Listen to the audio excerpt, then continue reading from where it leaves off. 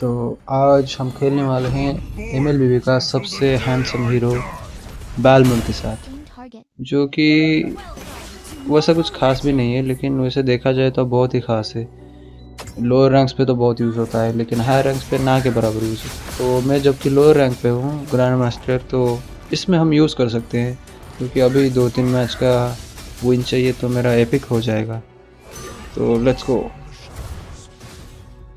जबकि अब मेरे टीम पे एंजेला है, तो अब तो ज़्यादा तकलीफ नहीं होगी, अभी क्लच करने में बहुत आसानी होगी। यहाँ पे मैं अपने पीछे मैच को ले आता हूँ और उसको टपका भी देता हूँ। और दूसरी बारी जब मैं लड़ाई पे उतरता हूँ तो दोनों तरफ से गैंग होता है मेरे ऊपर, लेकिन शुक्र मनाओ बालमंड है, दूसरा कोई होता तो फाइट के बीच में ही पिचक जाता। सिल्वाना और करीना तो अपनी जी जान लगा रहे हैं मुझे मारने के लिए, लेकिन हो नहीं पा रहा किसी से। यहाँ पे करीना, सिल्वाना ही बची है सिर्फ, लेकिन वो रिकॉल की जगह हम पे अटैक कर देती है और फिनिश भी हो जाती है। अभी टोटल का टाइम है तो टोटल के पास आ जाते हैं सब, लेकिन करीना अकेली ही आ जाती है, कहाँ बचने वाली थी वो। अभी उनका मैच भी आ जाती है, लेकिन वो भी निपट जाती है यहाँ पे। और उसको बचाने उसका टैंक भी आ जाता है। देखो यहाँ पे क्या होता है। और बालमंड का यही प्लस पॉइंट है कि जब भी वो मिनियन को हिट करता है या फिर कोई एनिमी को किल करता है तो उसको उस पर HP भी मिलता है। ये उसका पासिव है, जो कि बहुत बढ़िया है। ऐसे बड़े फाइट्स में अगर तुम्हारे आसपास मिनियंस हो या फिर किसी एनिमी को तुमने टेक डाउन किया तो उसका एक्स्ट्रा HP मिलता है, वो भी कम नहीं, बहुत ज़्यादा ही मिलता है, 2000 के आसपास। वो बहुत ज़्यादा ही प्लस पॉइंट होता है। इसीलिए बालमंड एक तरह से देखो तो बहुत अच्छा है, लेकिन उसका CC कोई एबिलिटी नहीं है कि CC इम्यून हो सके, और क्राउड कंट्रोल ऐसा कुछ खास नहीं है उसके पास, इसीलिए उसको हायर रैंक पे बहुत कम यूज़ करते हैं लोग।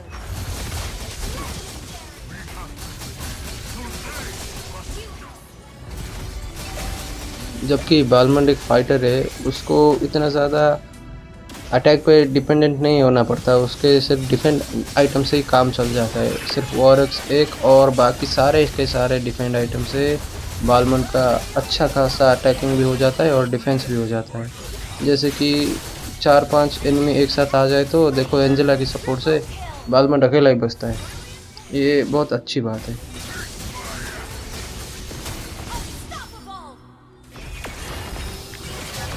अभी तो बालमंड दूसरे हीरो के हिसाब से थोड़ा कमज़ोर है, लेकिन वो इतना भी कमज़ोर नहीं है कि एक टीम फाइट में घुसे और बच के ना निकल सके। वो अभी तक के मेटा हीरोज़ में से एक नहीं हो सकता है, लेकिन जो उसको बफ मिला है उस पर उसको बहुत ज़्यादा ही प्लस पॉइंट मिला है बाकी हीरो के मुकाबले।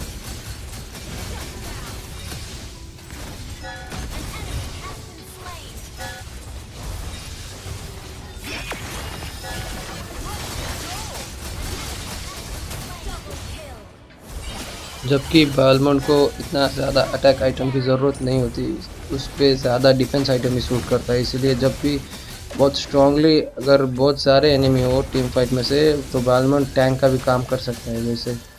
इसलिए जब भी टीम फाइट हो तो बालमंड को हमेशा बेवलेट बनते देखते हो।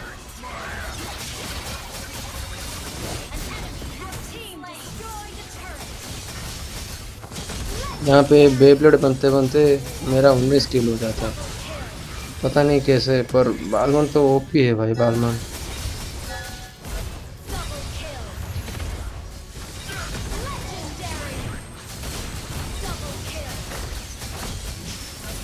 जबकि ये रैंक ग्रैंड मास्टर का है तो इतना ज़्यादा मुश्किल भी नहीं हो रहा था, तो मैं इतना अच्छा भी नहीं खेलता, लेकिन एनिमी थोड़ा कमज़ोर था शायद, इसीलिए इतना ज़्यादा किल हो गया। पर बालमन को भी मानना पड़ेगा, वो अच्छा तो है वैसे, पूरा एनिमी लाइनअप को संभाल रहा है वो।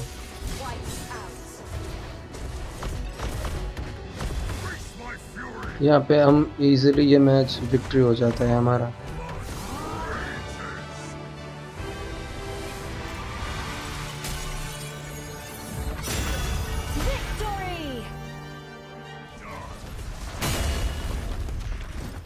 ये वाला दूसरा मैच है, उसके बाद वाला मैच जो मैं अपने दोस्त को दिखा रहा था अपना केडीए, और उधर सामने वाला भी गुशन था, उसका भी केडीए कुछ वैसा ही था, 20 किल के आसपास वो दिखा रहा था।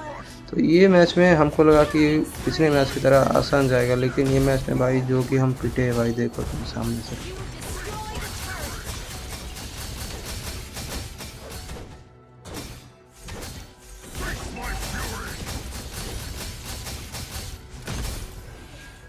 कितनी बार भाई, कितनी ही बार मैं यूडोरा से मर चुका हूँ अब तक। 3 बार में से 2 बार तो यूडोरा ही से मर चुका हूँ मैं। अब तो बाहर निकल भी नहीं सकता टॉयलेट से, क्यों जबकि निकलो यूडोरा वन शॉट कर देती। और ऊपर से ये हिल्डा भाई बहुत परेशान कर रही थी, बहुत।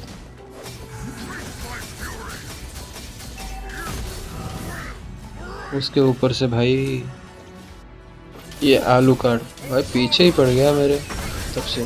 जब भी किसी टीम फाइट पे घुसो तो कहीं से आ जाता है, लेकिन हमारा देखो गुशन कहाँ पे पड़ा रहता था, आ ही नहीं रहा। जबकि बाहर आता है तो टीम के अंदर घुस जाता है। भाई कोई फ्रंट लाइनर नहीं है भाई, वो पता नहीं क्या कर रहे हैं हमारा टैंक घटोच का था। ये भाई देखो मैच तो गया हाथ से ये वाला।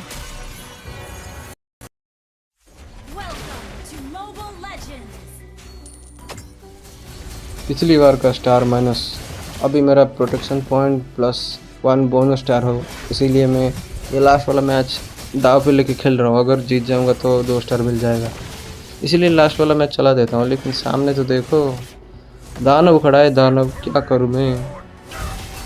ये पहला और आखिरी फाइट था जिसपे मैं हेड टू हेड फाइट लेता हूँ थैमोस से, लेकिन उसके बाद तो मेरे को सपोर्ट की ज़रूरत पड़ती है, क्योंकि थैमोस से 1v1 थोड़ी लड़ सकता है बालमन से भी। अब तो मेरा एक ही काम है, सिर्फ मैच को टारगेट करो या फिर एमएम को, उसके अलावा तो किसी और को मैं टारगेट कर ही नहीं सकता।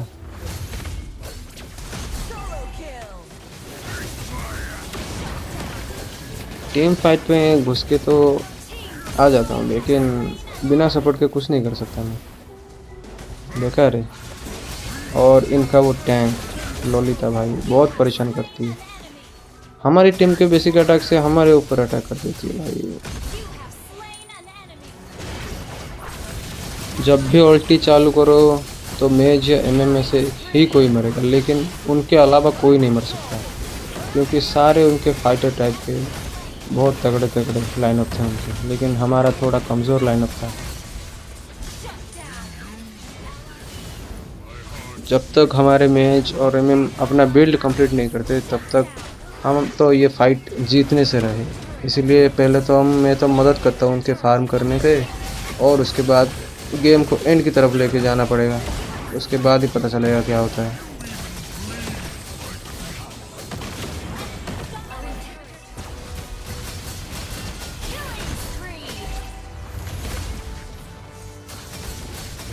ये टैंक भाई लॉलिता हर बारी घुस जाती है अकेली, और हम उसका कुछ कर भी नहीं पाते। ऊपर से टैंक है और उसका स्किल 1 हर अटैक को रिफ्लेक्ट कर देती है भाई, बहुत दिक्कत कर रही थी ये, और इसको मैं पीछा करके बहुत दूर आके ही हार देता हूँ।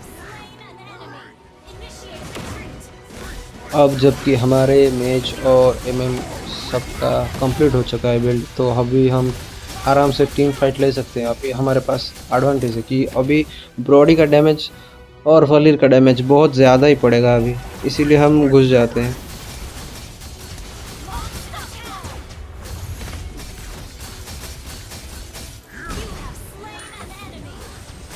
बहुत दिक्कतों के बाद मैं जान बचाकर भाग रहा था, और सामने लॉलिता मिल गई तो उसको मार के भी भाग गया। जबकि हमने लॉर्ड ले लिया था, हमने दोनों लेन से पुश करना स्टार्ट किया था। दूसरे लेन से हम जा रहे थे और पहले लेन से देखो, और ये हम जीत जाते हैं मैच यहाँ पे। तो आज के लिए इतना ही, अभी तो मेरा हो क्या है पिक, तो मिलते हैं नेक्स्ट वीडियो पे।